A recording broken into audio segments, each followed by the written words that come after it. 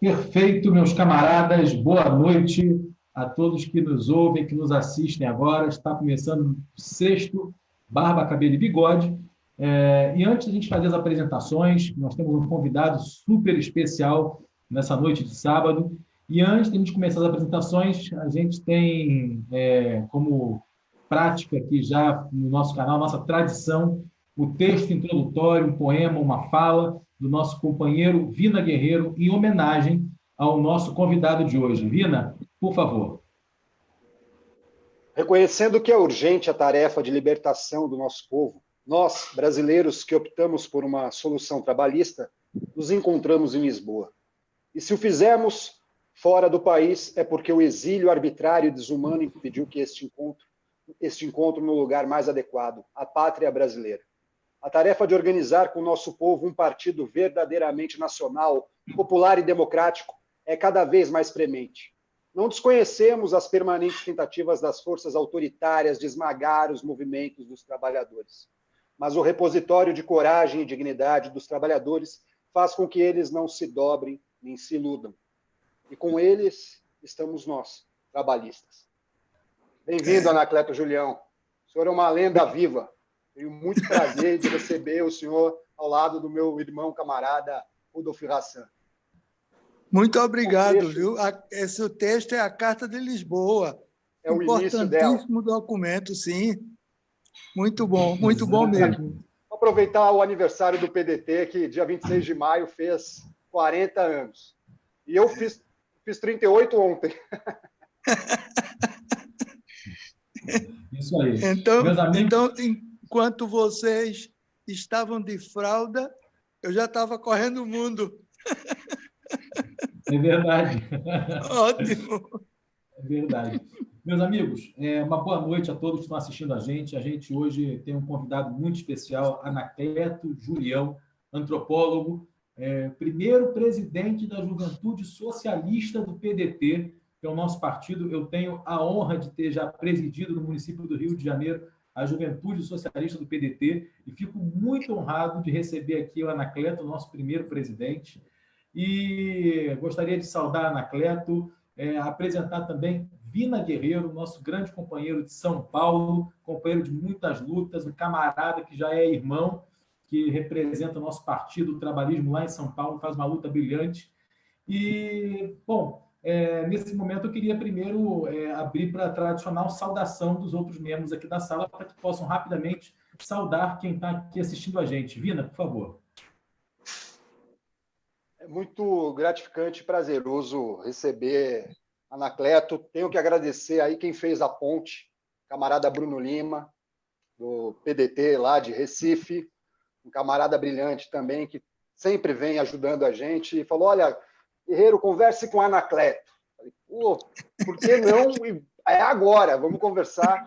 Estou muito feliz de a gente ter conseguido fazer essa ponte e dar tudo certo nesse sentido. A gente teve o meu problema tecnológico aqui, né, Anacleto? Um probleminha meu aqui.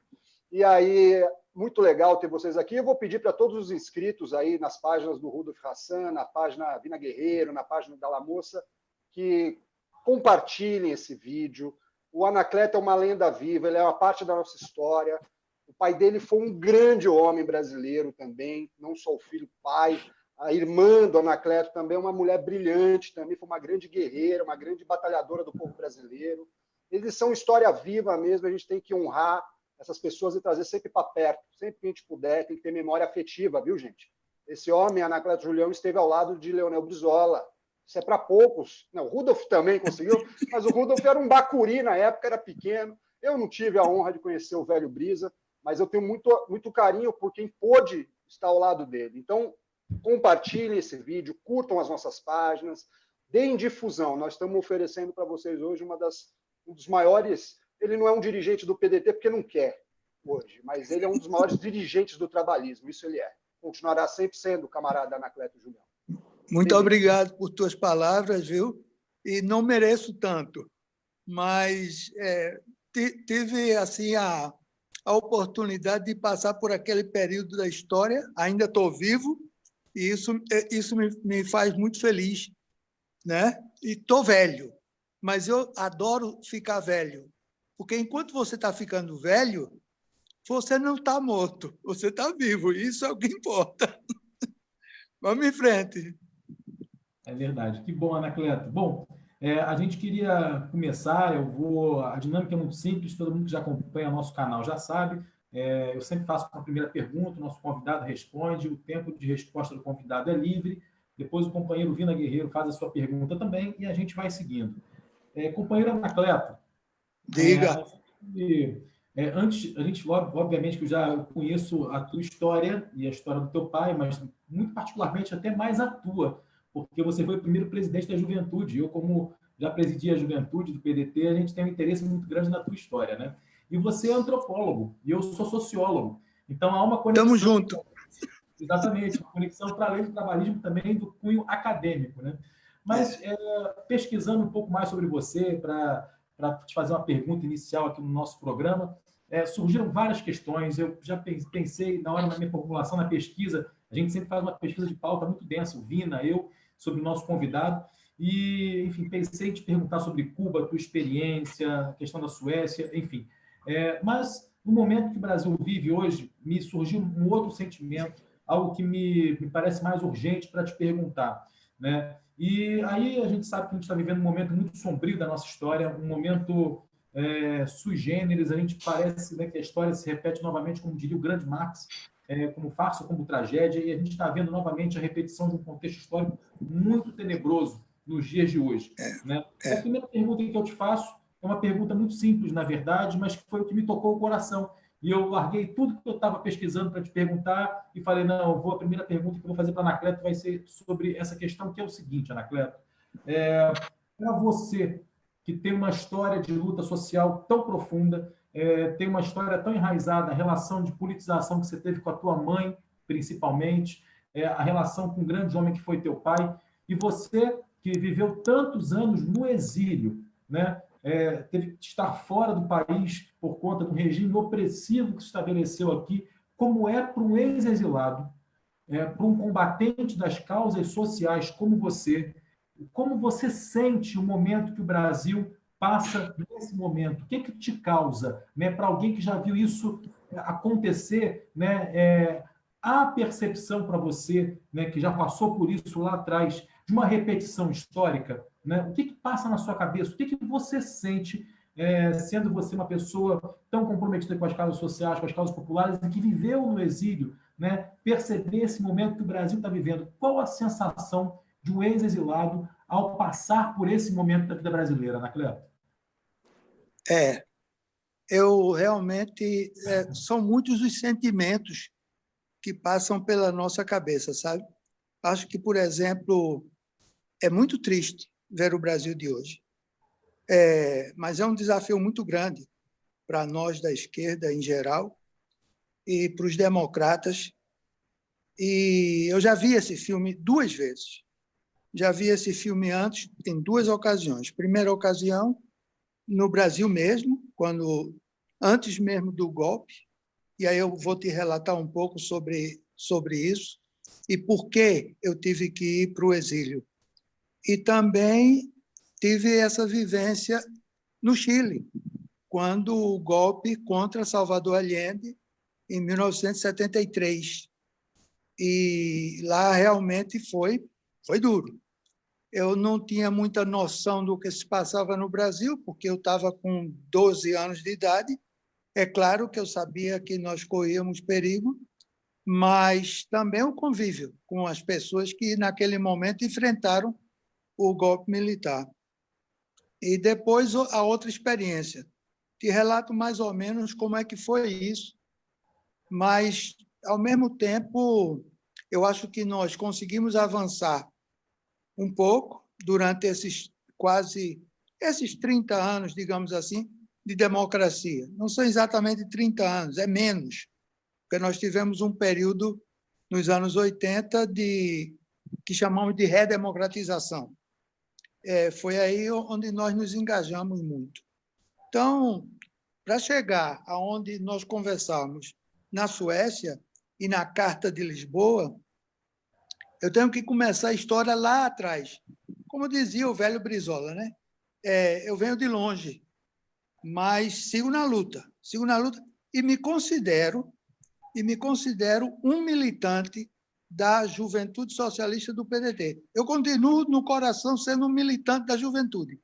E me dá muito orgulho, hoje em dia, que foi muito difícil esses anos 80 para todos nós, mas eu sinto um orgulho muito grande, ao mesmo tempo, porque eu vejo que, na nossa época, dificilmente você encontrava alguns parlamentares, algumas lideranças no próprio partido que viessem da juventude. Foi uma luta muito forte, porque nem sempre os companheiros do partido gostariam de abrir espaço para a juventude. Isso também todos nós vivenciamos. Partido político é assim. Mas, hoje, por exemplo, quando eu escuto um senador, um deputado federal, uma liderança do próprio PDT, como, por exemplo, o próprio bom, Maneca já não, né? Porque Maneca já era velho naquela época, o Manuel Dias, de Santa Catarina. Mas um Túlio, por exemplo, do lugar dele, que é aqui da minha terra também, é um orgulho quando ele se refere a que eu venho da juventude, eu militei na juventude e agora estou à frente de tal e tal tarefa dentro do partido, dentro do nosso de um espaço muito maior, e ele sente orgulho de haver passado a juventude na nossa organização. Mas é exatamente isso que nós queríamos, e nós conseguimos, é uma vitória. Nós queríamos que a Juventude Socialista do PDT fosse uma escola de quadros, não apenas quadros políticos, tá certo? Você pode ser um bom quadro político, mas você também precisa de quadros sociais no dia a dia da sociedade, e você pode ser um bom técnico se formando e fazendo escola para poder realmente também se inserir no partido e dar sua contribuição. E muitos companheiros que hoje beiram aí os 60 e tantos anos, passaram por essa escola de formação de quadros que foi e continua sendo a Juventude Socialista do PDT.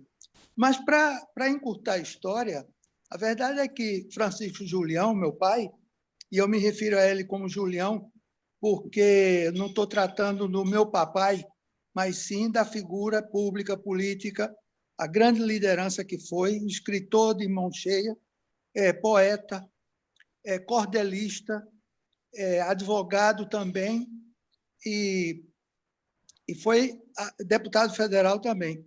Mas aí, com a luta pela reforma agrária, que foi, na verdade, ele e Alexina, minha mãe, Alexina Lins, foram pioneiros nessa luta pela reforma agrária, na lei ou na marra. Inclusive, eu estou aqui com a camisa do Brizola, vejam vocês, e do Goulart, e aí tem uma frase que diz: reforma agrária na lei ou na marra, uma homenagem que a Juventude Socialista do PDT de Santa Catarina fez e que eu tive a oportunidade de participar do último congresso que eles realizaram. Então, nós começamos a sentir uma pressão muito forte no sentido de que atentados lá na minha casa, ameaças, né? Inclusive, tem uma passagem muito interessante, porque nós recebemos, minha mãe, meu pai, receberam uma carta anônima que dizia que iam matar todos nós e que, a começar pelo caçula, vamos enforcar cada um numa árvore daí da sua casa. E aí eu protestei, porque minha mãe sempre foi uma pessoa muito aberta com os filhos, muito leal, muito clara, e nos contava tudo, para que a gente soubesse o que estava acontecendo e por que estava acontecendo. E a carta dizia isso, né? Que a começar pelo caçula, iam enforcar todos nós. E, na verdade, eu disse, minha mãe, mas não pode ser, o caçula sou eu, que comece pelos mais velhos, que comece pelo mais velho, porque o caçula sou eu. Peraí. Então, nessa situação e com a organização dos camponeses, nós aprendemos muito desde criança. Aprendemos muito, tem muita história para contar sobre isso aí. Mas o fato concreto é que nós recebemos um convite do comandante Fidel Castro para que nós fôssemos estudar em Cuba, enquanto os meus pais e os companheiros todos aqui das ligas camponesas poderiam desenvolver melhor, com mais tranquilidade, a sua luta pela reforma agrária. Por isso é que nós fomos a Cuba.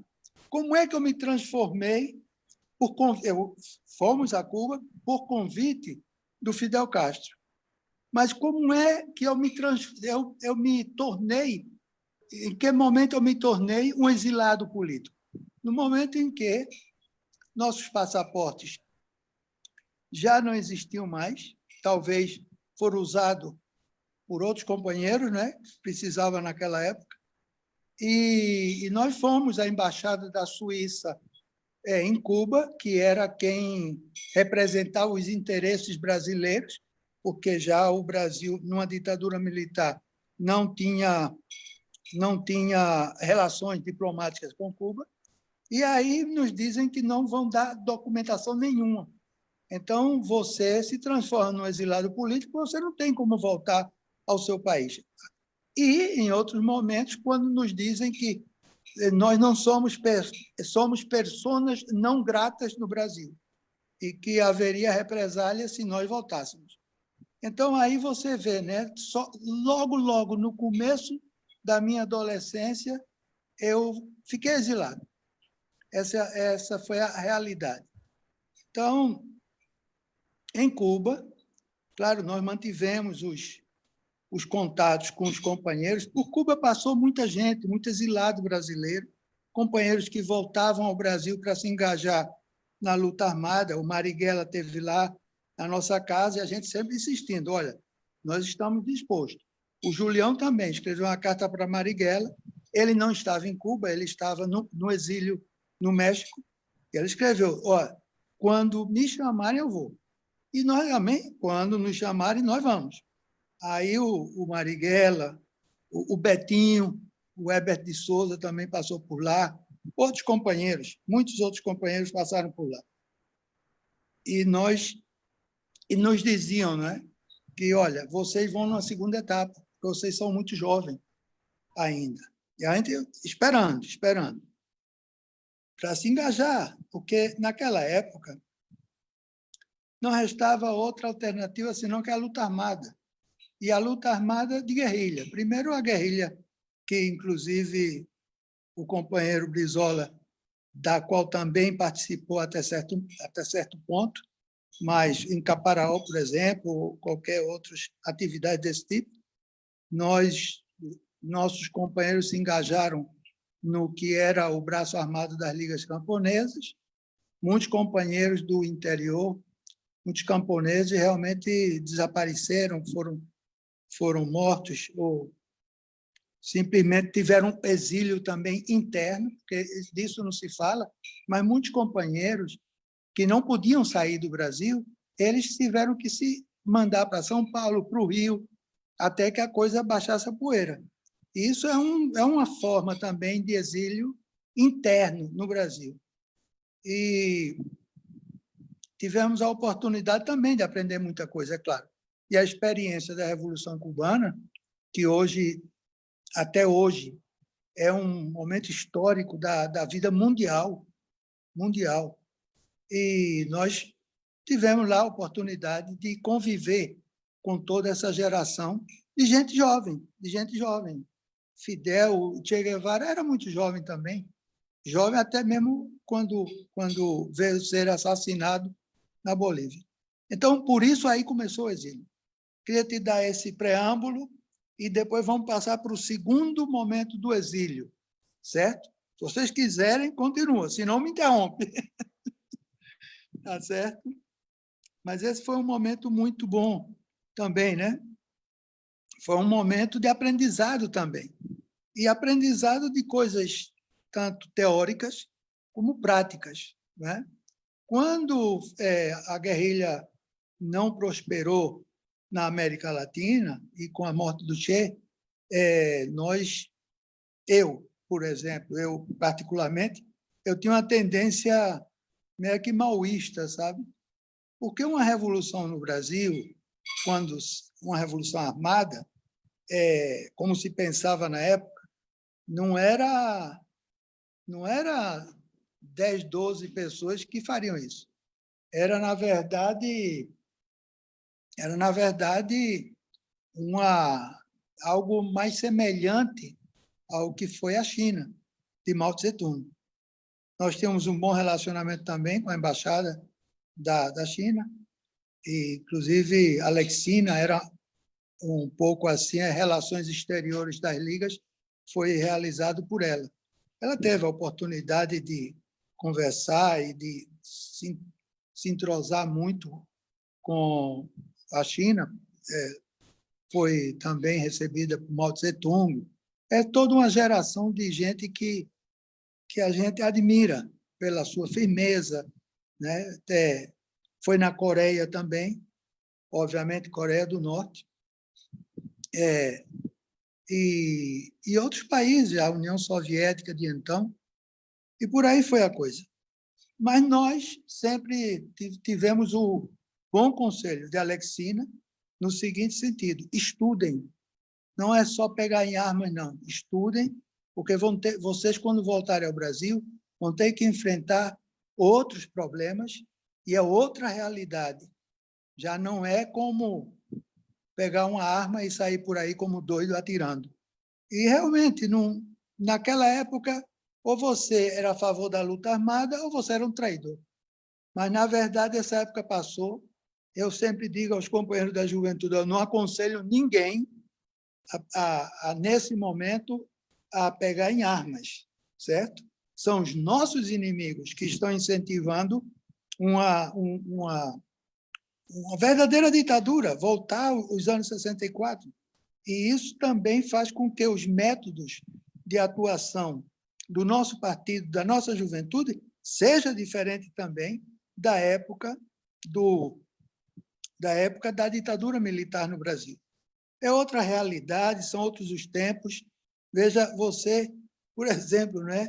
Eu, quando voltei ao Brasil, eu tinha que me comunicar com uma instituição da Suécia e eu fazia isso por fax. Eu não entendia como o diabo um papel entrava por um buraco e saía do outro lado do mundo. Não dava para entender, né? Isso era o fax, estou te dizendo, o fax. Mas hoje em dia nós estamos aqui reunidos, né? De barba, cabelo e bigode. Não é? De barba, cabelo e bigode. Com muita gente nos ouvindo e isso também me dá alegria. E você vê a dificuldade que nós, da nossa geração, nós temos para nos comunicarmos ainda pelo Facebook ou pelo Instagram, ou coisa dessas redes por aí afora. Mas vocês vão nos ensinando, a gente vai aprendendo devagarinho. Mas então, lá pelos anos 73, nós decidimos voltar ao Brasil, seja como fosse. Foi uma época muito difícil, e então nós optamos para ir para o Chile e de lá tentar a entrada ao Brasil.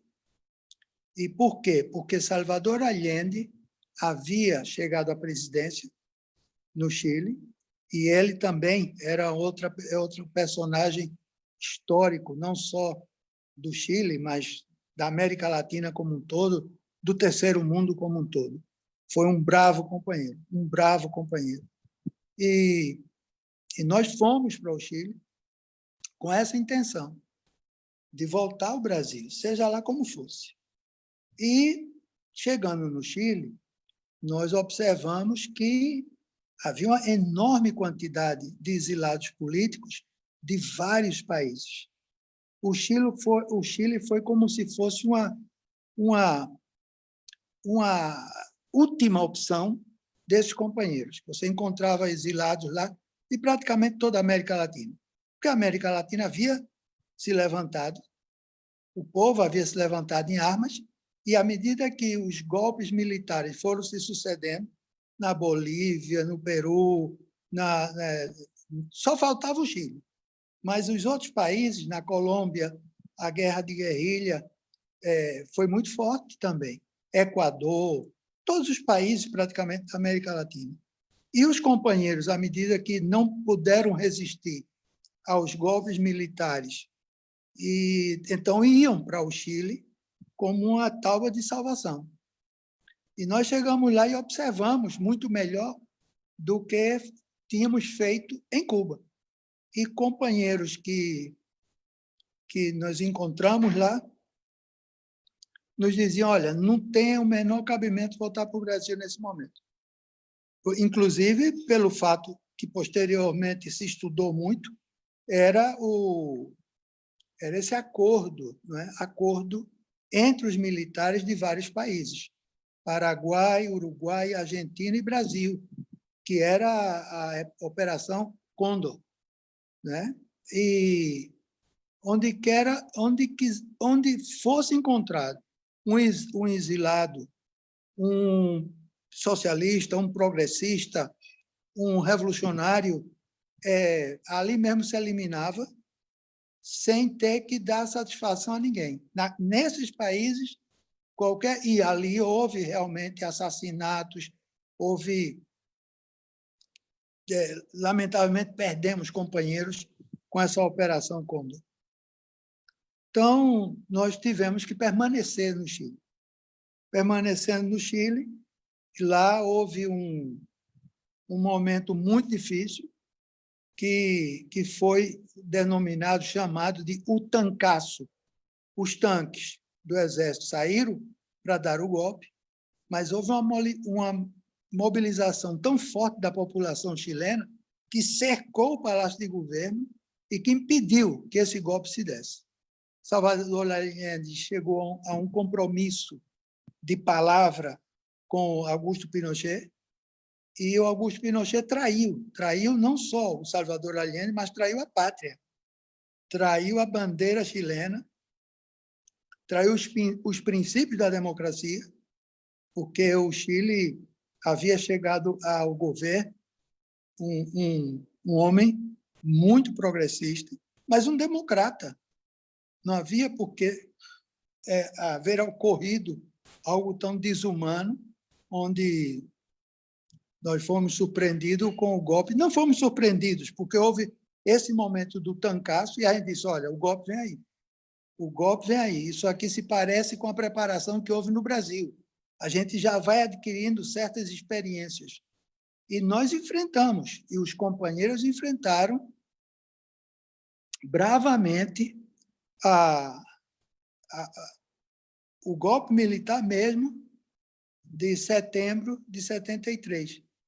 Mas, dessa vez, não conseguimos realmente parar o golpe militar no Chile. Ali eu perdi muitos companheiros. Nós perdemos muitos valiosos jovens, principalmente jovens. Fazia parte de uma organização que se preparava para defender o governo de Salvador Allende, mas, lamentavelmente, inclusive nesse momento do golpe, eu não estava na capital, eu saí para uma missão no sul do Chile, e depois aí a gente conversa, muita correria e muitos momentos difíceis. A Alexina havia montado um aparelho onde nós nos refugiamos e foi a salvação, nossa salvação, da minha família, de companheiro também, companheiro que havia sido condenado à morte no Brasil, porque houve a pena de morte no Brasil. E pronto. Então, com esse golpe militar, minha irmã, a Nataílde, foi presa, levada ao Estádio Nacional, que é até hoje o maior campo de futebol do Chile, e que lá haviam centenas e milhares de presos no estádio de futebol do Chile. E aí, então, nós tivemos a ajuda de um companheiro brasileiro que trabalhava para as Nações Unidas, que abria muitas portas. Mas, no caso específico da nossa família, além desse companheiro que nos levou a algumas embaixadas procurando realmente já o nosso terceiro exílio, mas eu tenho que dizer que uma pessoa que foi absolutamente assim extraordinária foi o embaixador da Suécia no Chile, o Harold Edelstam.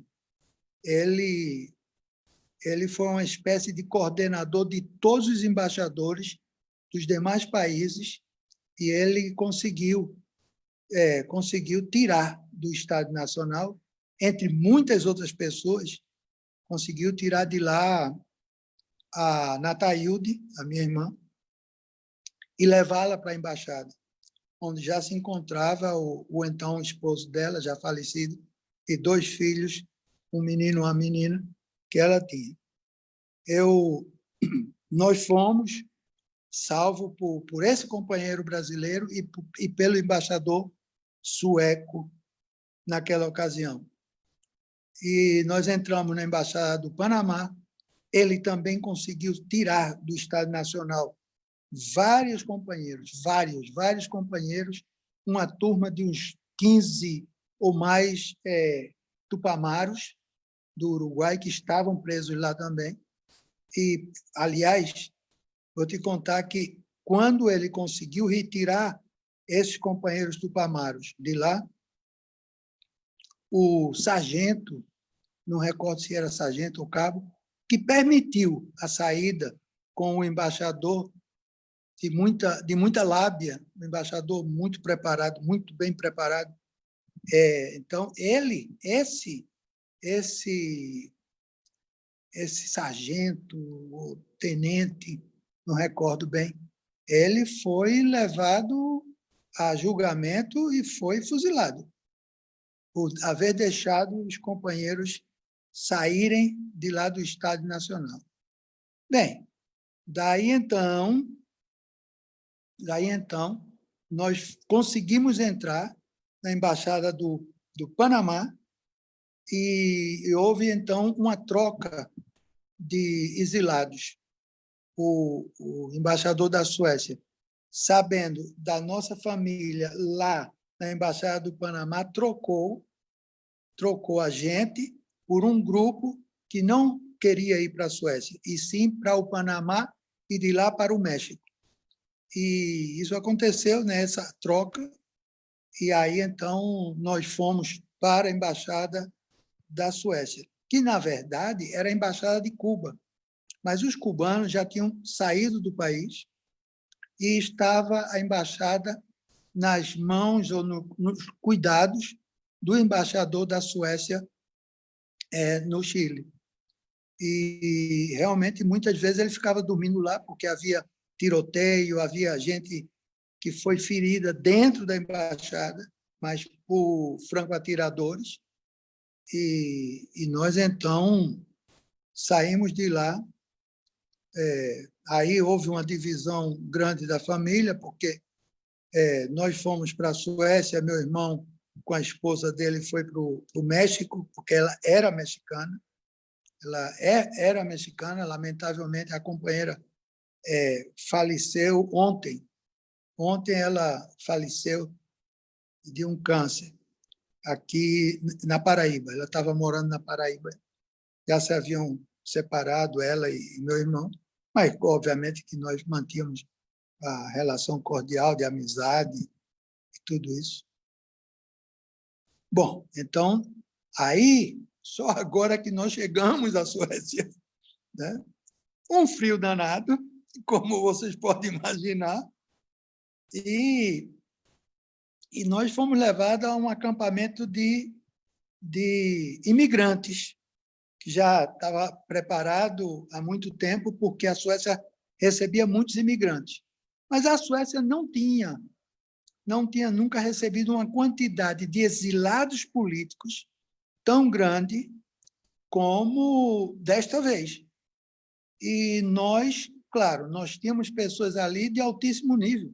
Nós tínhamos gente de todos os países da América Latina, praticamente, e nós tínhamos gente que havia sido embaixador de países como esse e que estavam sendo exilados. Muita gente que eram professores, era classe média alta no Chile, e que agora nos reuníamos todos nesse acampamento. Então, nós tivemos que nos reorganizar nesse acampamento, que não era mais um acampamento de imigrantes, mas sim de outra coisa totalmente diferente, que eram exilados políticos. E aí nós tínhamos que nos organizar para poder tratar os assuntos da nossa estadia na Suécia com os suecos, que não tinham a menor ideia. Eles faziam um curso de sueco de algumas horas, 60 horas ou coisa assim, e depois encaminhavam para um trabalho numa fábrica ou num qualquer lugar. Mas nós sabíamos, nós éramos diferentes, porque nós sabíamos que a legislação, né, a legislação internacional, os acordos internacionais, eram que o exilado político tinha determinados direitos que o cidadão comum que se mudava para lá não tinha, como é óbvio, como é lógico. E por aí foi a coisa, de tal maneira que nós tivemos, veja bem, um aprendizado também enorme para todos nós. Por quê?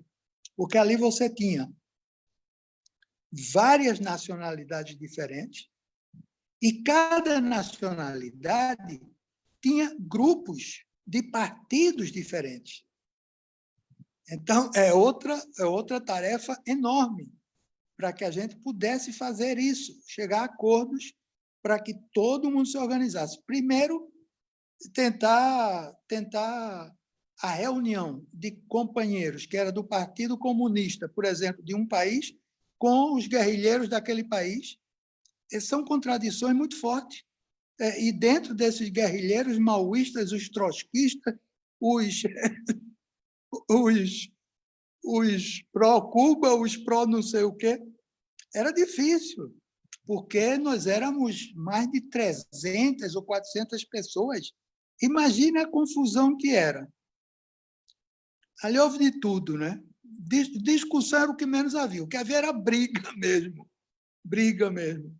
E as discussões políticas e as teorias, diferentes teorias, etc. e tal. E nós tínhamos lá 2 companheiros brasileiros que me chamaram e disseram, olha, a gente está meio queimado com essa gente, porque nós fizemos parte da guerrilha e é uma coisa muito mais difícil de a gente se entrosar com esse pessoal. Então, nós gostaríamos de propor que nós fizéssemos essas reuniões e que você tivesse à frente delas, porque você é muito diplomático, você conversa com todo mundo. Essa coisa, né? Nem sei por quê, mas só sei que se fez uma comissão onde cada grupo e cada nação cada país tinha um representante, e cada grupo de partido político tinha um representante, e depois, então, foi se concentrando numa grande comissão, e essa grande comissão terminou em um grupo de 5 pessoas para discutir os problemas nossos com as autoridades da Suécia. E eu tive a honra de ser o presidente desta comissão. De tudo isso que eu estou falando, pessoal, eu tenho provas, tá certo? Eu tenho provas, não estou falando exagero nenhum. Eu tenho documentos, tenho os meus passaportes como exilado, tenho fotografias de jornais quando eu tive assim a alegria enorme de receber na estação de trem o embaixador da Suécia, o Harald Edelstam, o embaixador no Chile, que foi expulso de lá a pedido da junta militar, porque ele estava fazendo um estrago muito grande. Ele não deixava por menos, ele pegava todo mundo que ele pudesse e metia na embaixada. E salvou muitas vidas.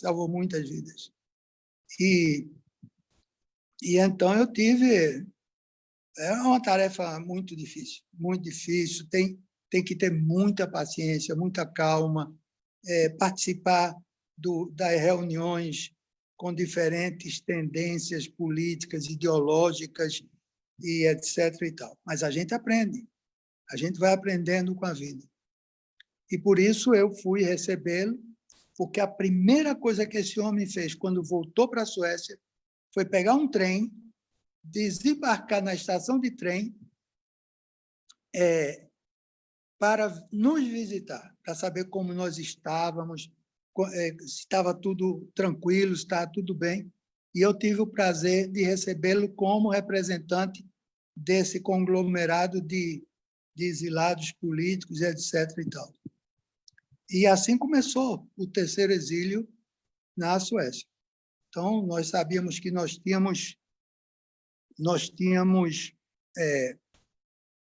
a possibilidade de estudar, por exemplo, com bolsa de estudo, e isso foi o que eu e os meus, né, decidimos fazer. Vamos estudar, vamos tirar um diploma aí, sei lá qual for, mas a gente vai estudar, vai aprender, vai conviver, vai ter que enfrentar essa nova realidade. E foi isso que fizemos. Estudamos, nos engajamos em movimentos políticos da Suécia, principalmente com o que era então o VPK, quer dizer, o Partido Comunista da Suécia, e os sociais-democratas suecos,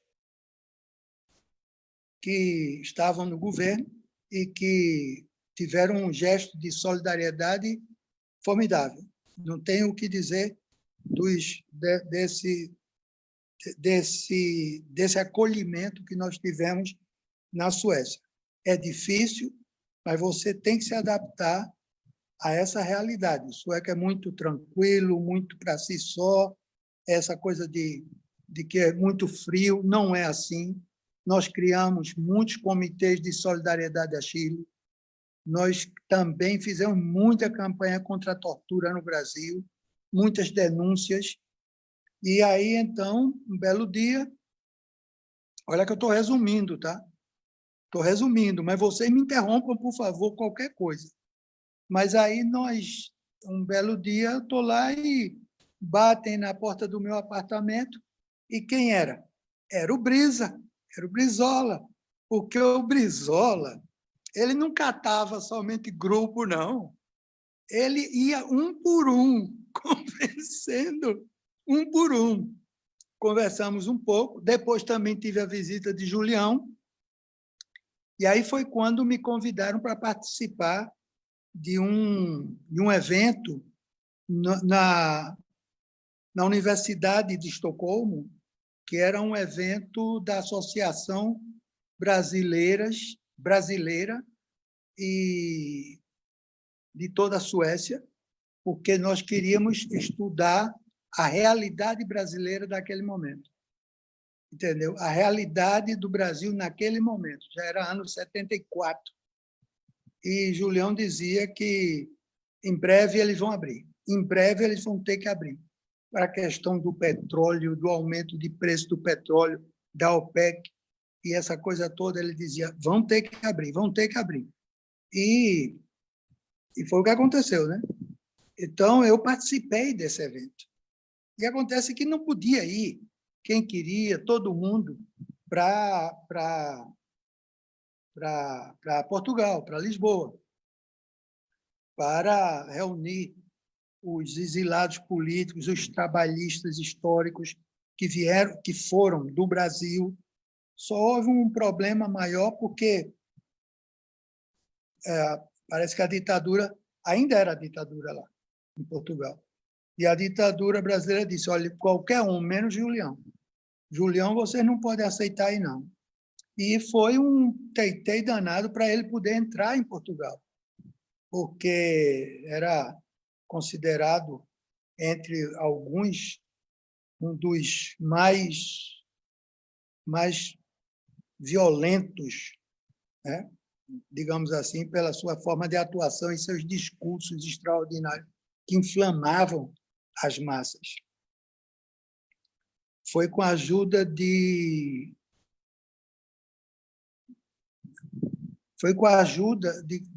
daquele português que foi primeiro-ministro posteriormente. Não recordo assim o nome de repente. É a idade que está chegando. Mário Soares, exatamente. Mário Soares. E que naquele momento ele era parlamentar, mas ele foi também assim de uma solidariedade enorme. Allende também. Allende, quando foi ao Chile, foi visitar Julião e também foi muito solidário. Nós nunca tivemos, minha família como um todo, nunca tivemos fortuna ou, sei lá, algum negócio. Nunca tivemos nada disso. Tanto assim que Julião morreu vivendo num puxadinho, e de onde ele carregava o seu balde d'água para suas necessidades nesse puxadinho. E nós também, nós nunca tivemos apego a nada material. Isso, por um lado, demonstra a ética na política, contra qualquer tipo de acordo que venha a corromper os princípios, não é? E sempre foi assim, e foi assim com toda a minha família. Nós não temos nada, ao contrário, né? Eu tenho uma aposentadoria que nem se pode chamar de aposentadoria, porque não tinha nada no Brasil. Não tinha anos de trabalho, não tinha nada disso, não. Mas estou muito feliz, porque o que eu tenho foi conquistado com dignidade, com o suor da gente, né? E não quero nada de ninguém, não. Não devo nada a ninguém. Nem ninguém me deve nada. Ao contrário, né? Eu acho que... Não, ao contrário. Ninguém me deve nada, nem eu devo nada a ninguém. Mas continuo na peleja, continuo no trabalho. Lá estudamos, nos engajamos, como eu te dizia, em movimentos contra a energia nuclear, com solidariedade com os países da América Latina, e por aí foi. Trabalho de formiguinha que reuniu vários companheiros da América Latina.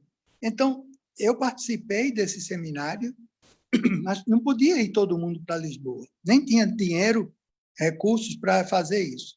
Então, se escolheu alguns representantes de todos os exilados da Suécia para que participassem como representante dos exilados na Suécia, participasse nessa reunião de Lisboa.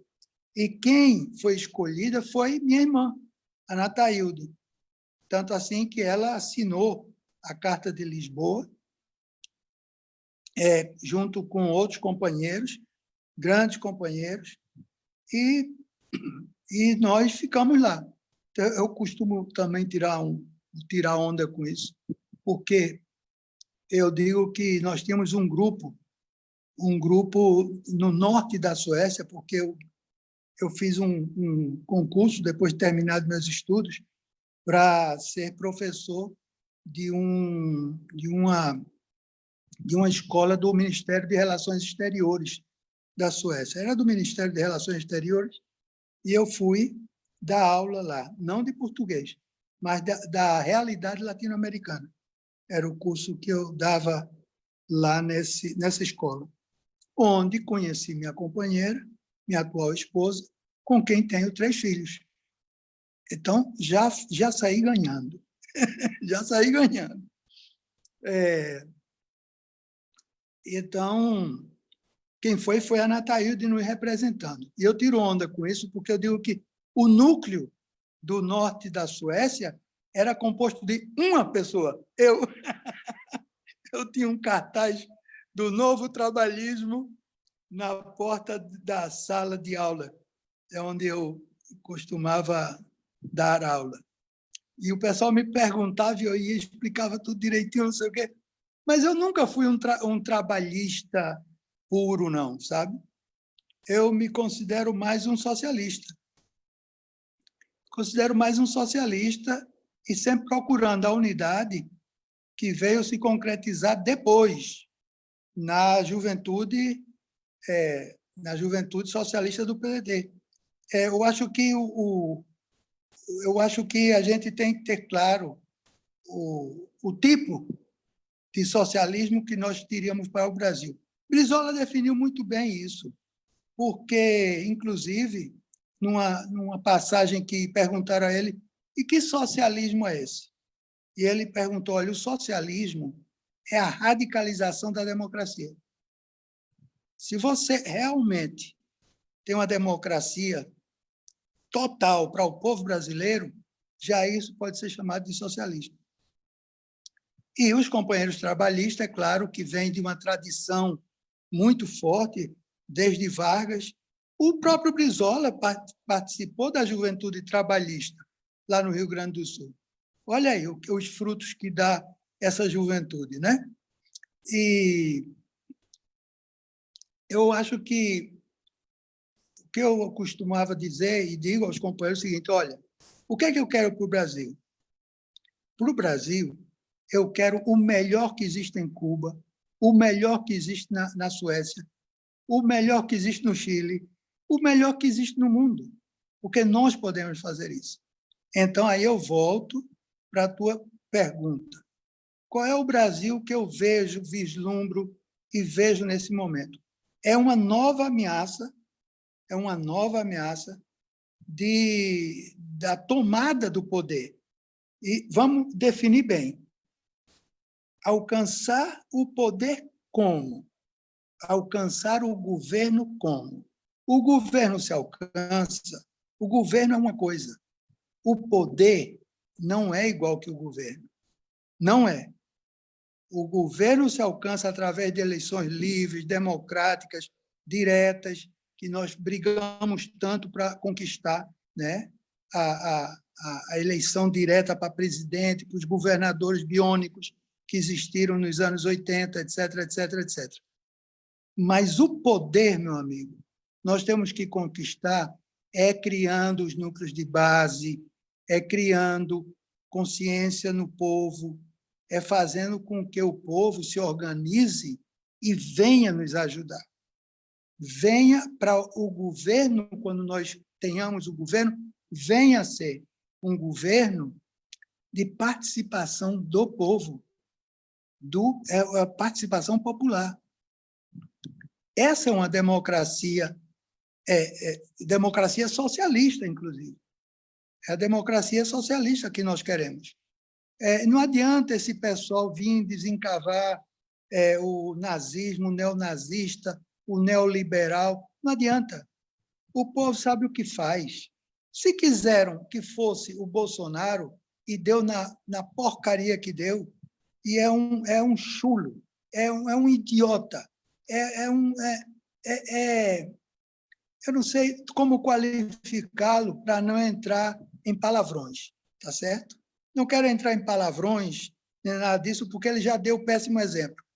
Mas é impossível que esse caba vá até o final do seu mandato. É impossível. E eles já ameaçam com milícias. Outro dia eu vi o idiota do filho dele dizer que não, a gente tem que criar as milícias, como Hugo Chávez fez na Venezuela.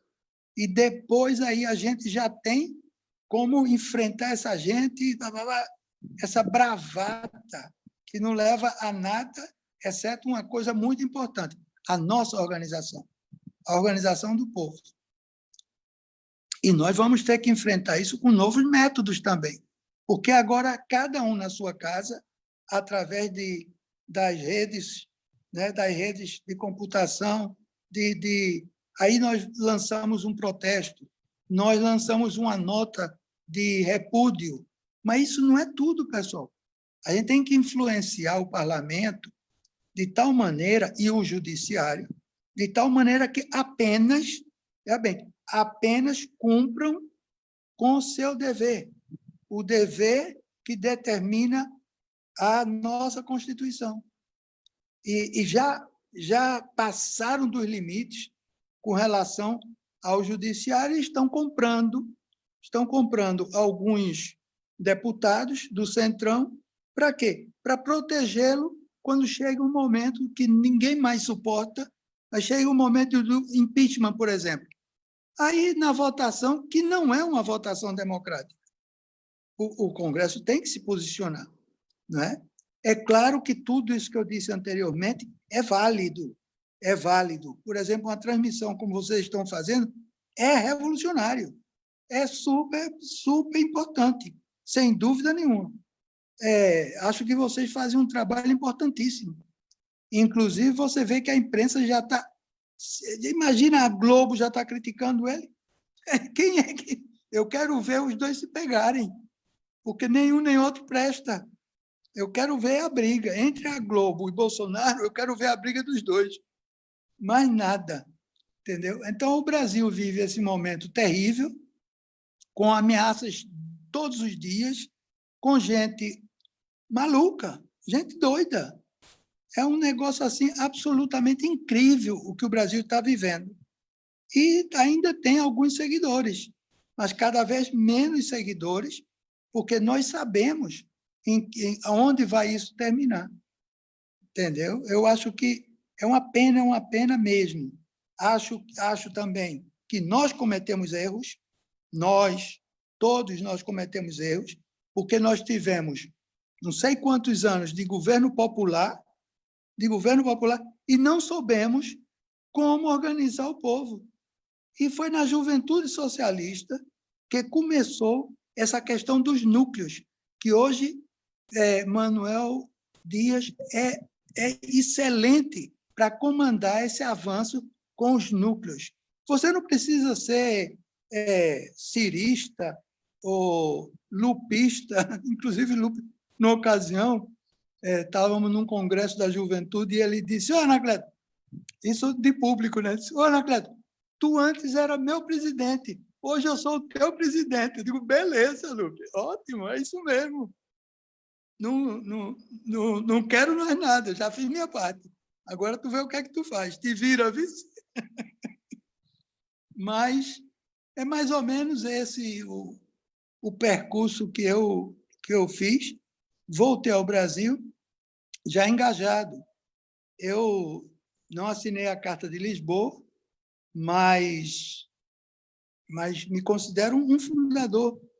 Realmente, Brizola me chamava de vez em quando para dizer: "Anacleto, vamos visitar tal estado. Enquanto eu falo lá com os companheiros aí para formarem o partido, você pode ir conversando com a juventude." Ele sabia que eu gostava muito, e gosto até hoje, gosto muito de conversar com o pessoal jovem. Me ensinam muito. E eu dizia: "Brizola, eu não tenho um centavo no bolso, Brizola. Não posso ir, não." Ele dizia: não, a gente ajeita aí, vamos lá, vamos." Eu digo: vamos lá. E assim, né? De manhã, muitas vezes, eu chegava lá no Rio de Janeiro, tadinha da Dona Neuza. Dona Neuza tinha que me suportar, mas Dona Neuza era uma beleza de pessoa. Nunca vi uma pessoa com tanta paciência para aguentar a Brizola. Dona Neuza era fabulosa. Aí chegava lá no aeroporto, ligava para ele: "Brizola, eu estou no aeroporto, estou sem um tostão no bolso." Aí ele dizia: "Ó, Anacleto, pega um táxi. Quando chegar, tu pede a Neuza que pague o teu táxi." Eu disse: "Bom, vamos embora." E íamos lá para aquele apartamento dele em Copacabana. De manhã ele gostava muito de bater papo. E ele puxava: "Anacleto, você morou em Cuba. Me dê suas impressões. Como é Cuba? Como é aquele negócio lá?" Aí eu conversava. Eu não dizia tudo, mas conversava. E aí, um dia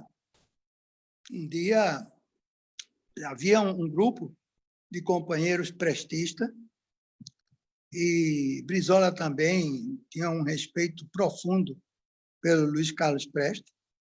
Inclusive, muita gente do nosso partido não sabe, mas Prestes morreu sendo presidente de honra do nosso partido.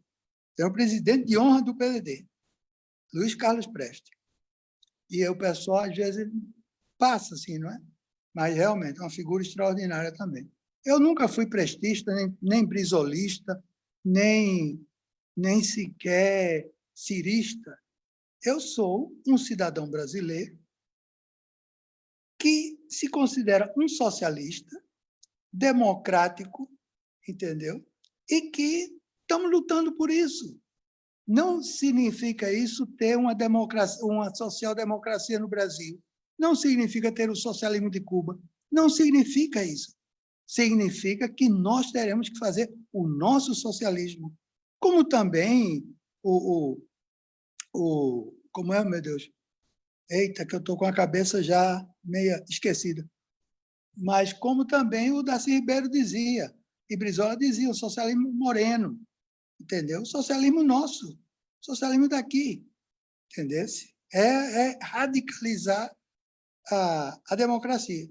Isso, lamentavelmente, nenhum de nós fez durante os anos de governo popular. Essa é mais ou menos a minha visão, e a visão de que se a gente não tiver alguns meios, e lamentavelmente, e meu respeito profundo às milhares de famílias que sofreram perdas e aqueles hospitais que também sofreram perdas, que são pessoal, não é brincadeira, não. São quase 30, já chegaremos, amanhã talvez, já chegaremos a 30 mil mortes pelo coronavírus, entendeu? Isso é muita gente, afeta todo mundo, é uma coisa terrível. E também o despreparo dessa gente para enfrentar. Quando aparece um que é tecnicamente preparado, tecnicamente, para responder algumas demandas do nosso povo mais pobre, aí, entre contradição, sai esse desgraçado do Bolsonaro, faz um espalhafataço da gota com 4 gatos pingados e a bandeira brasileira, que é nossa, que é tão nossa como de qualquer outro brasileiro, entendeu? E fica por isso mesmo, porra. Não pode. Não dá, não. Não dá, não. E agora, correndo atrás de se proteger e proteger a família. Eu lamento profundamente, mas a gente tem que procurar meios de luta para parar esse pessoal. E não é através de armas, de força, de bravatas, como eles estão querendo fazer. Mas é através de diálogo, através de manifestações, que não podemos sair de casa, pessoal. Nós estamos nessa quarentena há 3 meses. Não saímos de nossas casas. Você vê nos Estados Unidos, que tem muito mais mortes do que nós. E foi um negro, um cidadão negro, assassinado por um policial, e você vê o que é que causou isso. Causou a revolta do povo, entendeu? É a desobediência civil. E eu acho que é hora de nós fazermos, de alguma forma, a desobediência civil. É isso que nós devemos fazer. Então, meu amigo, não tem outro jeito. Eu já estou abalado aqui com doenças de velho, estou me cuidando, porque quando me chamarem, eu vou até o último suspiro. Mas eu vou estar junto do nosso partido e da nossa gente. Perfeito. Anacleto, eu queria agora, imediatamente, depois dessa aula, né, passar a para o Vina Guerreiro, porque é até difícil a gente falar alguma coisa nesse momento, né, Vina? Uma aula dessa, uma história viva aqui com a gente, Vina, Não tem por como favor. interromper. Não tem como interromper. Anacleto. Desculpa aí, vice. Não. A gente que pede desculpa por não poder prolongar essa conversa por dias, viu? Porque eu estava até me pensando aqui, Anacleto, alguém já escreveu as suas memórias? Rapaz, isso é uma promessa que eu faço todos e para muita gente, certo? E eu tenho muito material, tenho toda a história do partido, da juventude, tenho tudo. Inclusive, naquela época, nós não só fazíamos o partido e a juventude, nós participávamos do Alberto Pasqualini, do movimento negro, do movimento de mulheres. Eu até recebi, numa ocasião, pela minha atuação com as mulheres do partido aqui em Pernambuco, recebi um buquê de flores, rosas vermelhas, cara, porque a gente estava em tudo, tinha que organizar tudo, os sindicatos, né? E muita coisa que a gente fez ao mesmo tempo. Vamos conversar sobre isso aí, Anacleto. Vamos organizar essas memórias aí, vamos ver se a gente põe no papel e depois a gente tira do papel. Lança para o povo aí, para toda a juventude, aí uma forma de livreto. Vamos conversar. Agora, eu queria te perguntar uma coisa, meu camarada Anacleto. Muito legal o que você falou, tudo. E você me puxou para uma coisa que é o que eu faço na militância. Eu sou militante de base. Eu sou um camarada que pisa no barro. Eu não ando perfumado por aí. Eu gosto do povo, gosto de estar ali. Estou impedido nesse momento de estar lá. Tá? Nas comunidades, eu não consigo chegar, não tem condição da gente sair daqui. A gente pode fazer uma doação de alimentos, a gente está arrecadando recursos e mandando. O Rudolf Hassan está fazendo a mesma coisa também no Rio de Janeiro, porque esse é outro que pisa no barro, ele, a esposa. A gente tem militante bom de base no PDT, não são todos, somos poucos, mas somos muito valorosos. Agora, é muito difícil a gente conseguir atrair o camarada para perto da gente, o popular, a pessoa, pela internet. Porque é muito mais... Você sabe disso, você vem de um movimento como as ligas camponesas, vocês sabem que a questão do trabalho de base ele é extrasensorial. Ele tem o cheiro, ele tem a visão, ele tem o toque, ele tem tudo. Você tem que provar da comida da pessoa para você ter empatia com a pessoa e a pessoa ter empatia com você, confiar em você. Você tem que tomar um dedo de café com ela, você tem que levar para passear no ambiente dela, ela tem que te levar para passear para você conhecer a realidade dela, você se empoderar daquilo, falar aquilo é meu e eu vou transformar essa realidade junto com a população. Como é que nós vamos fazer trabalho de base pela internet? Como é que a gente poderia atingir a população, para a gente afastar a população do nefasto fascista que está aí? Como que nós vamos fazer para trazer eles para perto, Anacleto? Você tem uma ideia sobre isso? Olha, eu acho o seguinte, nós estamos fazendo um bom trabalho via internet, nós realmente estamos fazendo um bom trabalho. E muita gente foi se agregando a Ciro Gomes exatamente por isso, porque são pessoas do povo, mas que têm hoje a possibilidade de receber informações, de saber o que está acontecendo. É claro que a população, em geral, prefere ver uma novela, por exemplo, em vez de estar bem informada. Quando chega o Jornal Nacional, muda de canal, entendeu? Muda de canal, porque não interessa. Mas, através dos meios de comunicação, como hoje existem na internet, é um bom começo. Fazer núcleos de base, chamar o pessoal assim, na moral, chamar o pessoal, olha, te engaja. Tu conhece alguém aí do teu bairro que gosta de Ciro Gomes? Se disser não, então vai procurar, porque tem gente que gosta dele. Entendeu? É um símbolo. Ciro, para mim, se transformou num símbolo de contra os malefícios ou as críticas que nós poderíamos ter para todos nós. Nós não devemos esquecer que o PDT fez parte dos governos populares. Nós não devemos esquecer isso. E nós não aproveitamos. Mas também Poxa, o PT, com a faca e o queijo na mão, não fez o dever de casa, não fez o dever de casa. Entendeu? Acho que alguns movimentos dentro do PT fizeram. Alguns movimentos dentro do partido, mas o partido como um todo, não. Lula nunca se declarou um democrata patriota, nunca se declarou um socialista, nunca se declarou nada. Nunca, nunca.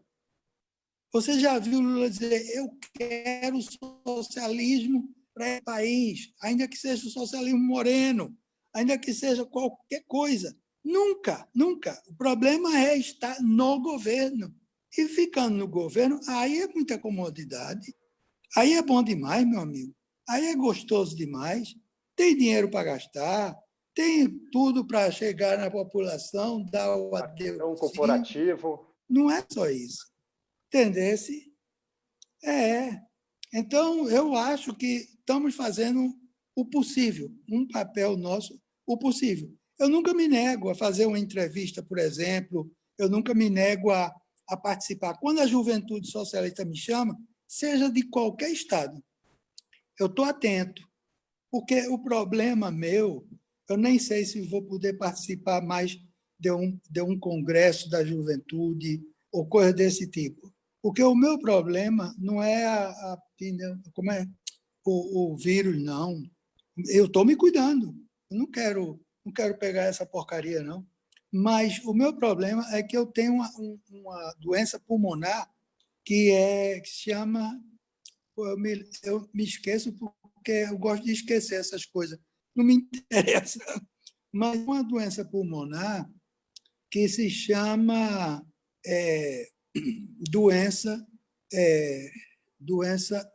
É uma doença que vai progredindo e não tem jeito de regredir. Eu tenho muita falta de ar, por exemplo. Não porque eu tenho vírus, mas porque os meus pulmões eu queimei, tá certo? Em muitos anos de fumar, tá certo? Fumar cigarro, de reuniões a noite inteira para discutir o sexo dos anjos. Isso a gente já pode deixar de lado, tá entendendo? A gente deve discutir a nossa sexualidade, não a sexualidade dos anjos, porra. A nossa sexualidade, essa sim é importante.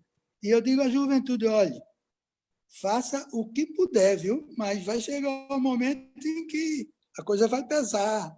Então, faça agora. Tenha a sua namorada, tenha... E outra coisa, hoje em dia, por exemplo, você não se discute mais se tem que, falando de sexo, né? Se tem que brigar pelo casamento gay, lésbica, cada um que se divirta da melhor forma que queira, porque eu não tenho nada a ver com a sexualidade dos outros. Eu tenho a ver com minha sexualidade da minha companheira. Está entendendo? Só isso. Então, a gente também, sendo velho, a gente tem que se modernizar. A questão do racismo no Brasil, olha, a questão do racismo no Brasil é horrível, entendeu? É horrível. O escravo que veio para o Brasil nunca foi livre, nunca foi livre, né?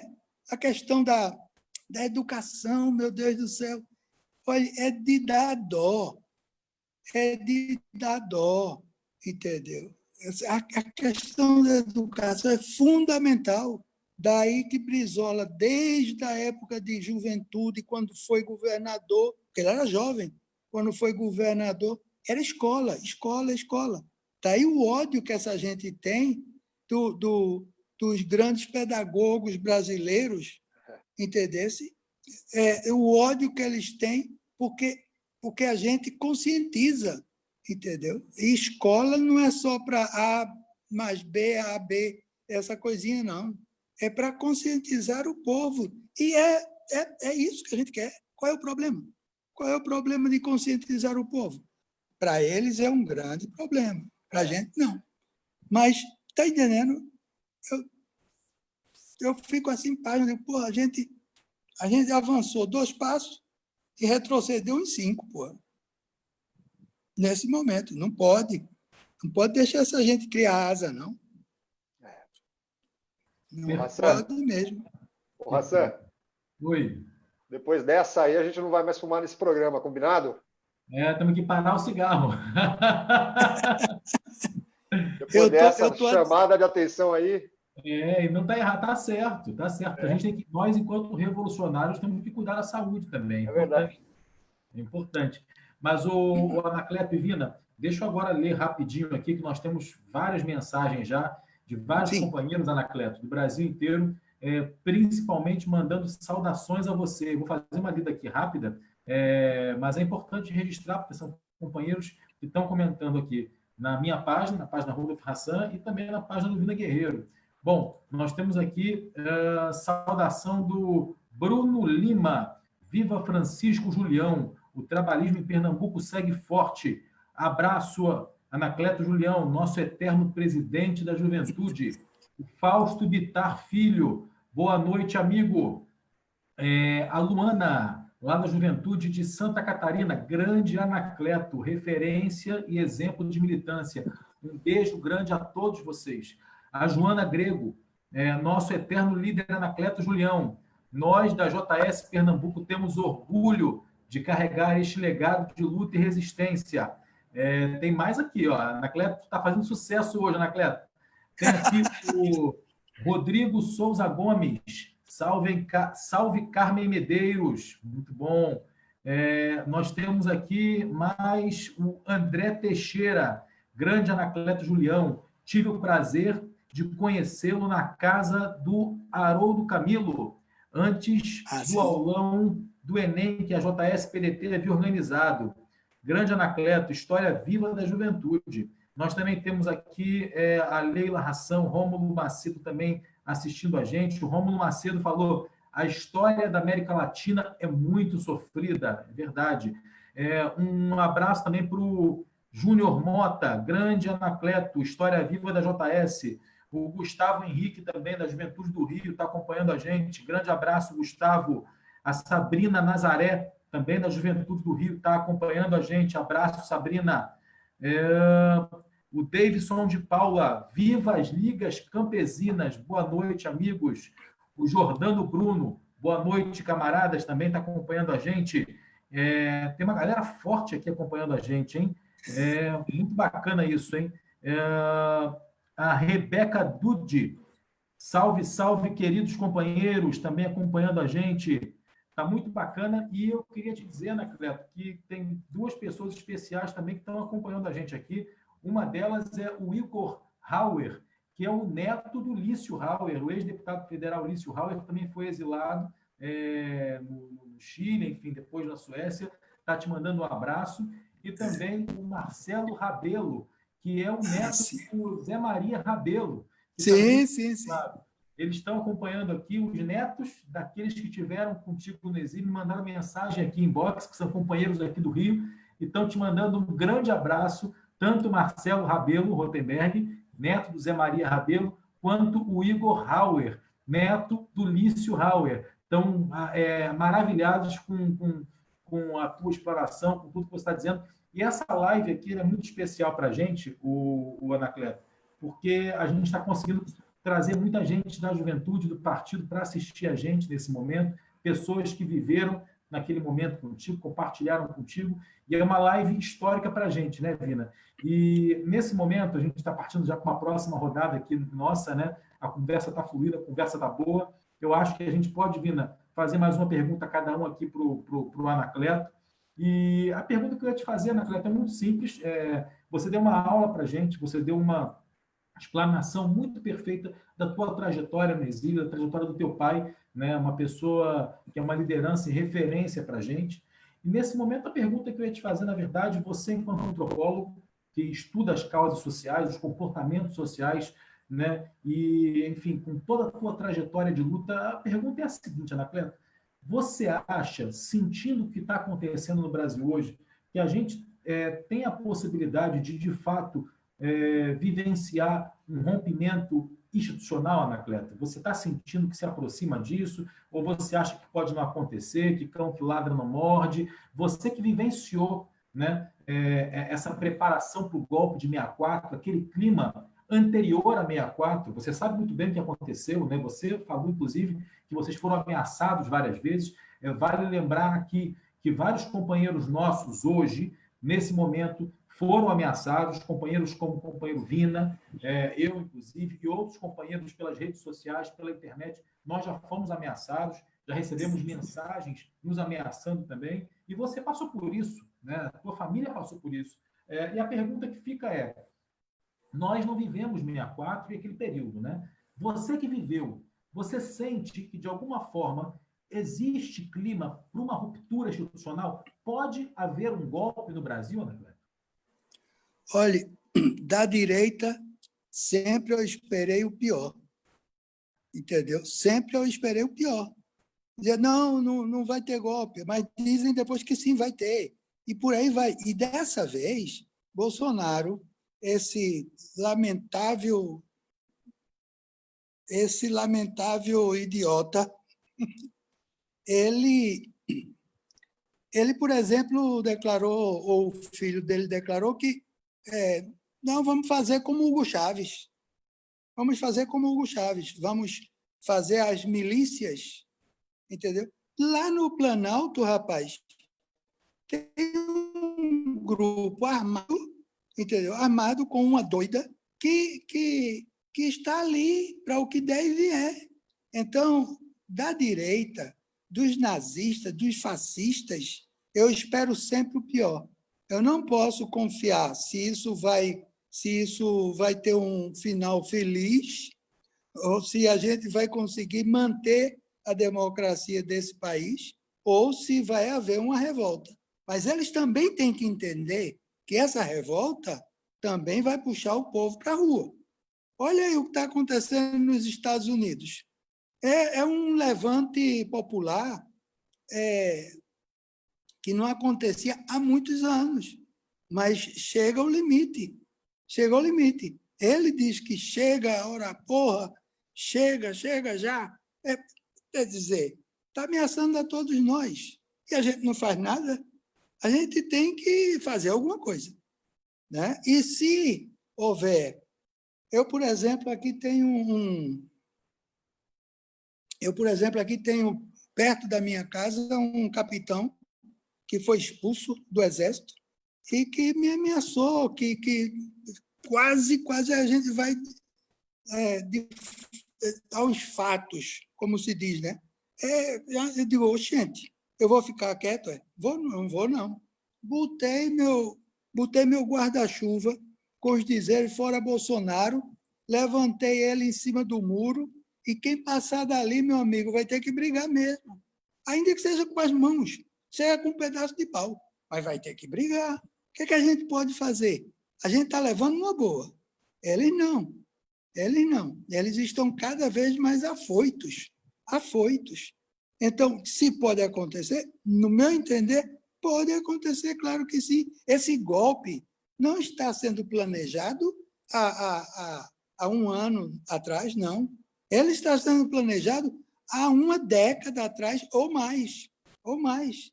Essa gente não se conforma. Agora, não quero assustar ninguém, dizer, eita, o que a gente vai... Mas tem que se preocupar. Como não se preocupar?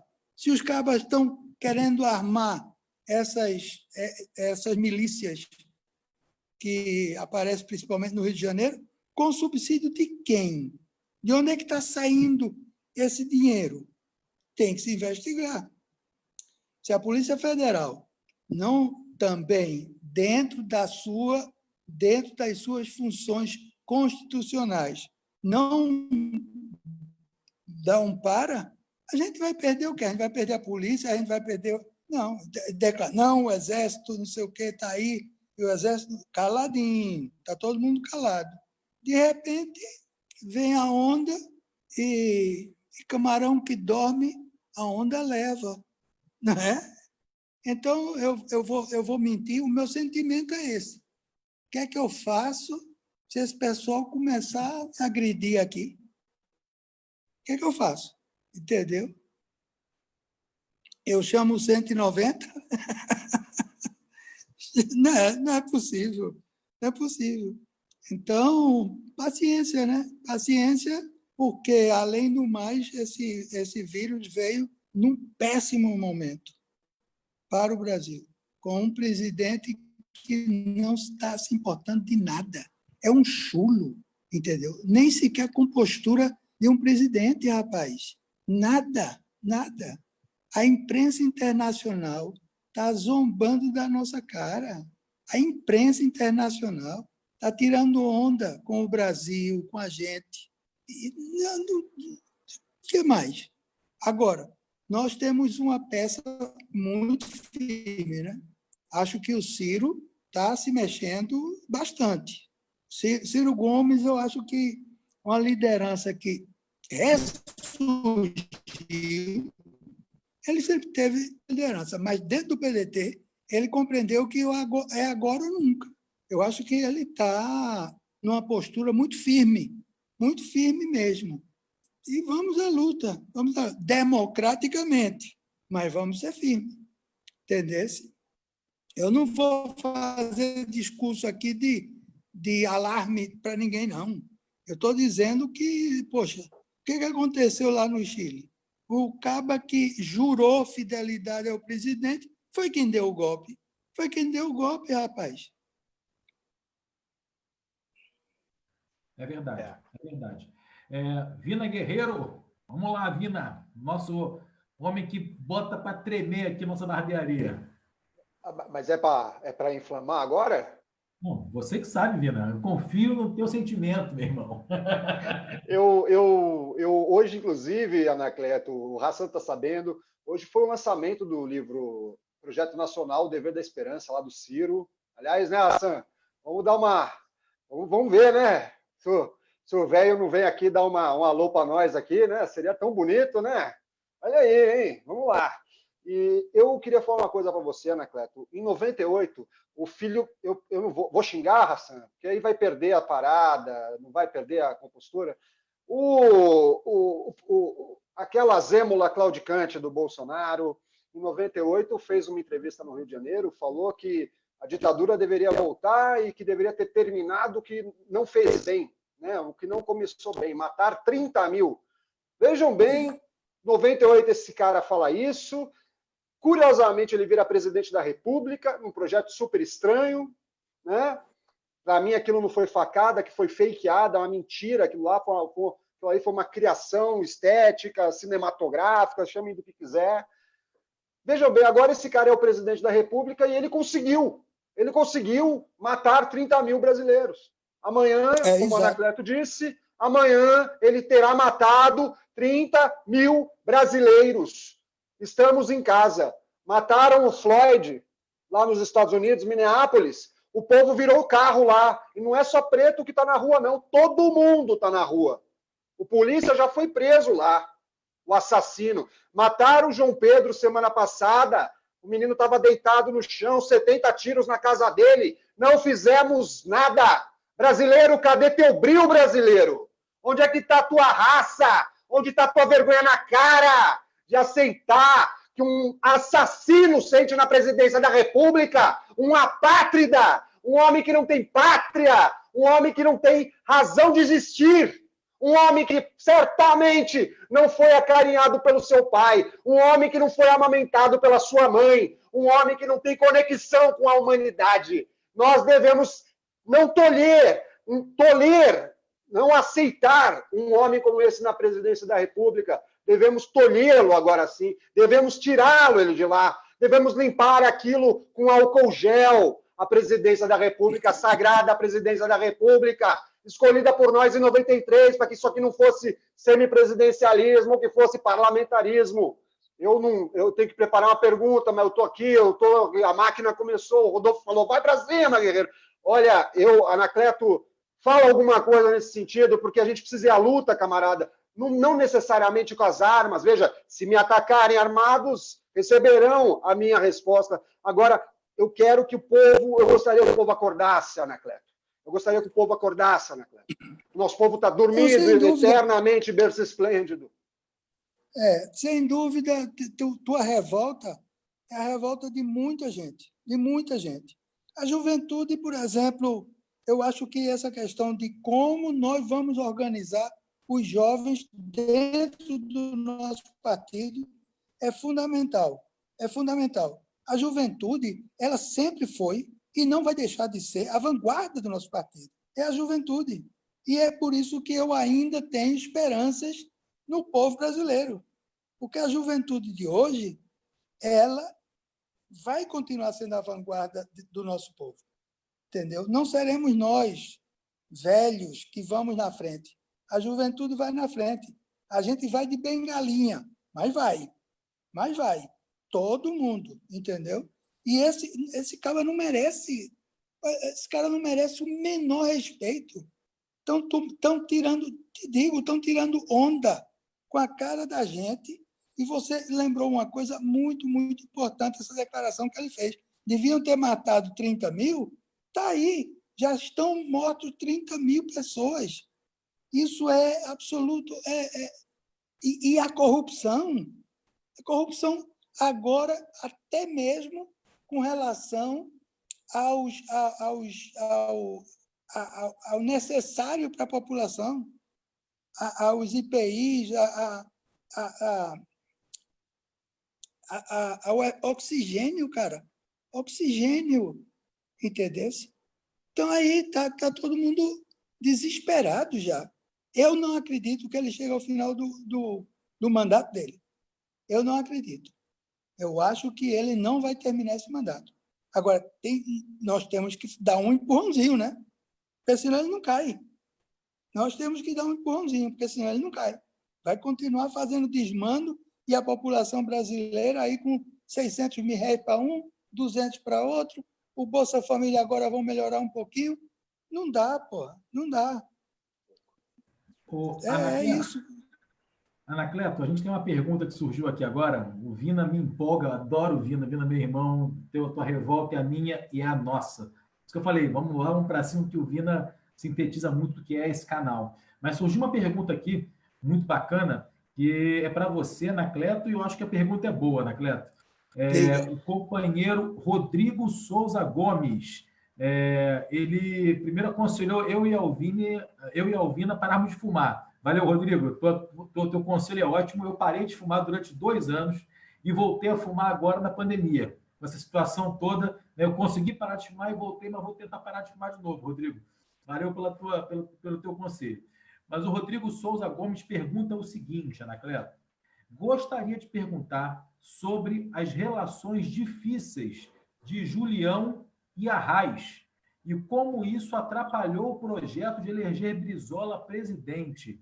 Interessante a pergunta, hein, o Anacleto? Ele quer saber das relações difíceis entre o Arraes e Julião e se isso atrapalhou a eleição do Brizola. A pergunta é do Rodrigo Souza Gomes. Bom, isso é uma longa história, mas vamos resumindo. Veja, existia uma disputa política das duas maiores lideranças naquele momento aqui em Pernambuco, que era a liderança de Francisco Julião, sem dúvida nenhuma, e a liderança de Miguel Arraes, sem dúvida nenhuma. Existia duas concepções.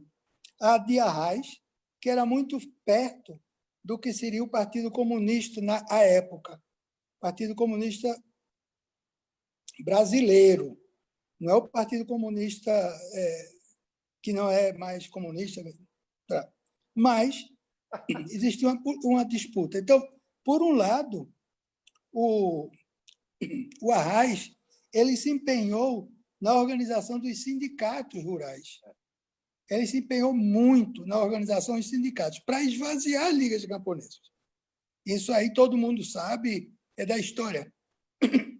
Julião, então, teve que radicalizar. É dizer, radicalizar não significa você enfrentar as doidas, não. Radicalizar significa tirar o mal pela raiz, como se extrai um dente. E acontece que havia essa disputa e havia também a forma de organização. Julião estava querendo fazer um partido que fosse um partido ruralista, o partido camponês. O partido camponês para o Brasil. E Arraes sempre foi um homem um político de acordos políticos, que sempre se aliou em grandes momentos eleitorais, se aliou sempre a alguém da direita para poder subsidiá-lo. Então, no momento em que... Porque, na época, tem que se explicar o seguinte, vocês desculpem aí minha tosse, mas, veja, na época, havia uma lei que dizia que o partido político que quisesse participar das eleições ou fazia coligação ou simplesmente ele teria que apresentar candidato de cabo a rabo. Quer dizer, ele teria que apresentar candidato a governador, a todos os escalões, desde cima até o vereador cá embaixo. Então, foi uma decisão do partido que fez com que o Brizola não concordava que o PDT fizesse coligação com ninguém. Ele dizia que time que não joga não tem a chance de ganhar. Ele dizia isso. Eu estava em Pernambuco exatamente porque havia uma dissidência de jovens da juventude socialista dizendo que a gente tinha que lançar candidatos. E eu estava aqui e estava conversando sempre com o Brizola. Dizia, Anacleto, como é que está a coisa aí? Olha, estão reunindo um bando de gente aqui que me prometeram, se comprometeram comigo a votar contra. Era uma plateia de 30 pessoas que eram os figurões do partido aqui. E aí Brizola dizia, veja aí. Eu digo, não, Brizola, veja, o pessoal está dizendo, Anacleto, você tem toda a razão, você tem toda a razão. É assim mesmo, a gente tem que apresentar candidaturas. Mas o partido, obviamente, que tem dono, tu sabes, né? Todo mundo sabe, o partido tem dono. E até hoje tem. Tem dono, entendeu? Então, colocou-se a votação e Brizola me telefona, quando está reunida a cúpula do partido, e diz, quero falar com o Anacleto. E eu pego o telefone do secretário-geral do partido aqui, e ele me diz, esse pessoal aí não tá nada bom, viu? Esse pessoal é traíra. Esse pessoal não vai aceitar o Brizola. Eu tenho a impressão de que sim, que a gente pode sair daqui com uma vitória. Meu amigo, partido que tem dono é porque corre dinheiro. E o que foi que aconteceu? Simplesmente que tivemos 29 votos em contra de o partido lançar candidato. E eu fui o único que votei para que nós lançássemos candidatura. Então, foi aí onde se fez a coligação. Não apresentamos nenhum candidato. Nenhum candidato. Era a época da ditadura ainda. Nós não apresentamos nenhum candidato. Então, nós fomos apoiar partidos e pessoas de direita, porra. De direita, entendeu? Junto com o então PMDB, entendeu? E, obviamente, que foi um desastre. Foi um desastre para a gente, foi um desastre para o partido, e eu aprendi que, na verdade, é o que Brizola dizia, né? Quer dizer, a política adora uma traição, mas odeia os traidores. Brizola dizia isso, sabe? E eu olhava para as pessoas assim, e as pessoas baixavam a cabeça, tiravam o olhar, entendeu? E não queria mais dizer que essa disputa não é uma coisa de então, onde, por exemplo, Julião, como militante do partido, ele tinha a obrigação de seguir o partido. Mas ele, então, para fazer isso, que foi na eleição quando o pessoal aqui reclamava muito de Julião, porque ele se aliou à direita. Não se aliou à direita, ele seguiu o que o partido decidiu. E Arraes foi eleito, entendeu? Contra Zé Múcio. Zé Múcio, entendeu? Essa foi a questão. Então, o pessoal não sabe, diz que Julião se aliou. Não.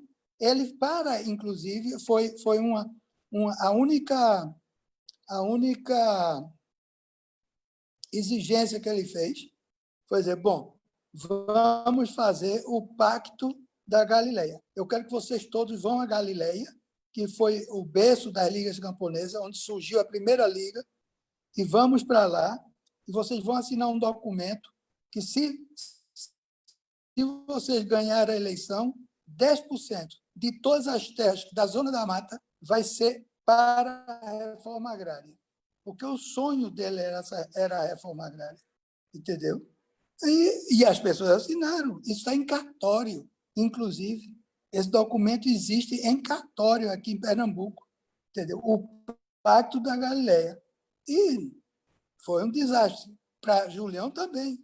Ele teve uma votação péssima, porque é da política, né?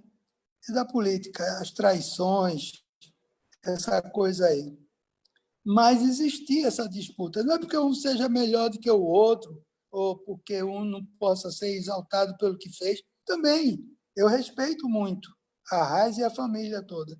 Mas meu amigo, é dureza. Aí eu disse, Brizola, que não tem mais jeito, não. Aí houve a dissidência. Eu fiquei com a dissidência.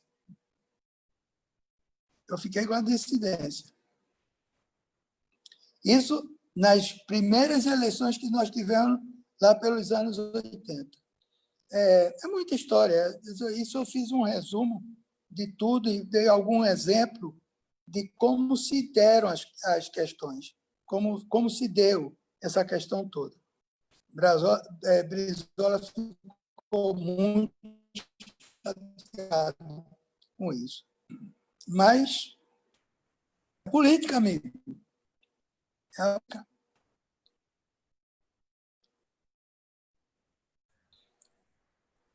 Não sei se me entender, certo? Mas sim, a verdade é que é uma coisa que isso vem desde antes de 64.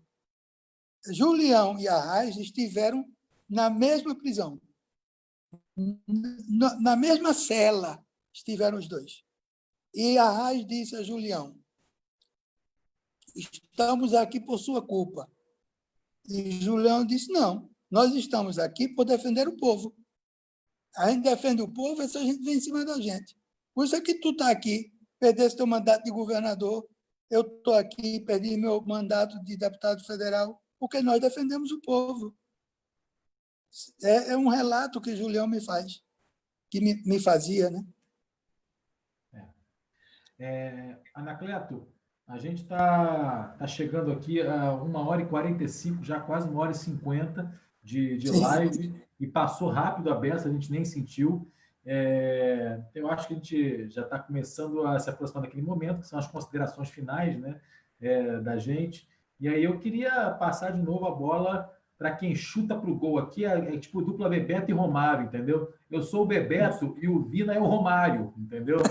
Então, eu queria passar a bola para o Vina fazer suas considerações finais e a gente ir fechando aqui. Depois eu falo também. Por último, você, Anacleto, para ser o nosso artilheiro de hoje.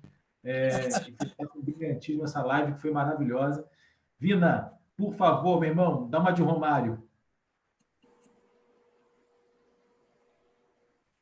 O áudio, Vina. O áudio. Liga o teu áudio, Vina. Valeu. Se nós somos os campeões do Tetra, o Anacleto é o nosso Garrincha. Esse é o nosso ponta. Mas não direita, ponta esquerda. Meu camarada, muito obrigado pela tua presença. Eu andei pesquisando, eu só queria que você falasse rapidamente, para você se despedir, do movimento Memória, Verdade e Justiça, mas bem rapidamente. Ele está rolando ainda? Vocês estão tendo alguma reunião? Está tudo certo? Conseguiram tirar algum relatório? E te agradecer, Anacleto. Muito obrigado por ter dado essa, né, parte do seu tempo e da camarada Eva para nós aqui. Obrigado mesmo pela atenção. Agradecer o Bruno novamente aí por ter feito a ponte entre nós. Camarada, você está convidado para quantas vezes você quiser falar. O programa é teu, né, Hassan?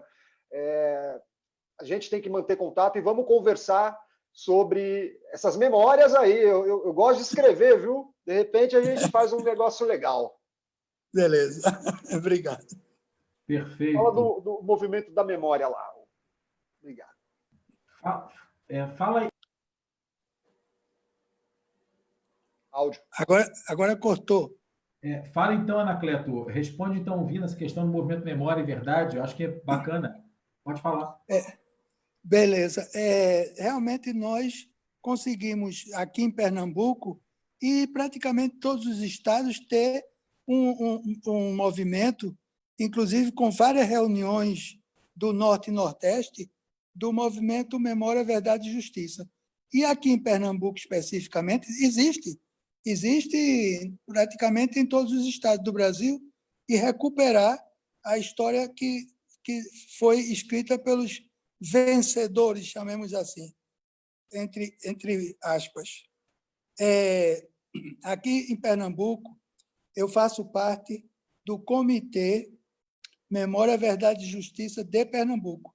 Nós colaboramos em muito com a, digamos assim, resgatar tudo que se refere aos nossos companheiros desaparecidos, torturados, e, inclusive, a Comissão Nacional de Memória e Verdade esteve aqui conosco quando foi o Abraão,